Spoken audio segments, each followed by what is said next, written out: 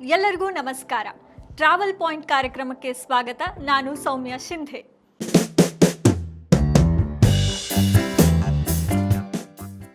Germany ದೇಶವು ತನ್ನ ಮರಗಳನ್ನು ಕಾಪಾಡೋಕೆ ಒಂದು ಅದ್ಭುತ ವಿಧಾನವನ್ನ ಕಂಡುಕೊಂಡಿದೆ. ಆ ವಿಧಾನ ಯಾವುದಪ್ಪ ಅಂತೀರಾ? ಈ ದೃಶ್ಯವನ್ನ ಗಮನಿಸಿ ನೋಡಿ. ಇಲ್ಲಿ ಕಬ್ಬಿಣದ ಬೆಂಚುಗಳನ್ನು ಹಾಕಬಹುದಿತ್ತು.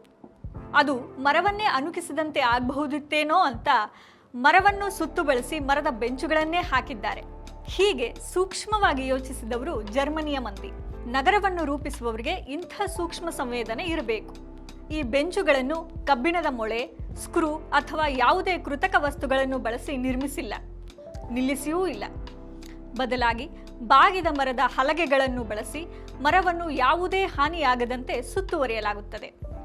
ಈ ವಿನ್ಯಾಸವು ಮರದ ಆಕಾರ, ಬೆಳವಣಿಗೆ ಮತ್ತು ಪ್ರಕೃತಿಗೆ ಗೌರವ ನೀಡಿದಂತಿದೆ. ಈ ಬೆಂಚುಗಳು ವಿಶ್ರಾಂತಿ ಪಡೆಯಲು ನೆಮ್ಮದಿಯ ಮತ್ತು ನೆರಳಿನ ಸ್ಥಳವನ್ನು ಒದಗಿಸುವುದರ ಜೊತೆಗೆ ನಗರದ ಜೀವನ ಮತ್ತು ಹಸಿರು ಪ್ರದೇಶಗಳ ನಡುವಿನ ಸಮತೋಲನವನ್ನು ನೆನಪಿಸುತ್ತೆ. ಇವುಗಳನ್ನು ಹೆಚ್ಚಾಗಿ ಉದ್ಯಾನಗಳು, ನಗರದ ಸರ್ಕಲ್ಗಳು ಅಥವಾ ಕಾಡಿನ ಹಾದಿಗಳಲ್ಲಿ ನಾವು ಕಾಣಬಹುದು.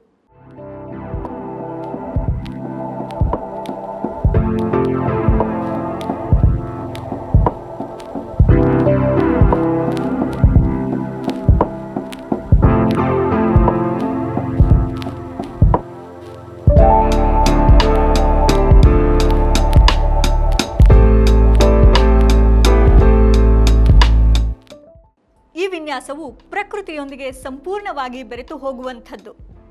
ಕಾಲಾನಂತರ ಬೆಂಚ್ ಮತ್ತು ಮರ ಒಂದೇ ಸೌಂದರ್ಯದ ಭಾಗವಾಗಿ ಗೋಚರಿಸುತ್ತೆ.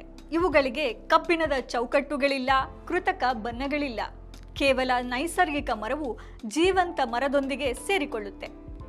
ಜರ್ಮನಿಯ ಈ ಪ್ರಯತ್ನವು ನಗರದ ಪೀಠೋಪಕರಣಗಳು ಭೂದೃಶ್ಯವನ್ನು ಅಂದಗೆಡಿಸಬೇಕಿಲ್ಲ, ಬದಲಾಗಿ ಅದಕ್ಕೆ ಹೊಂದಿಕೊಳ್ಳಬಹುದು ಎಂಬುದನ್ನು ತೋರಿಸುತ್ತದೆ.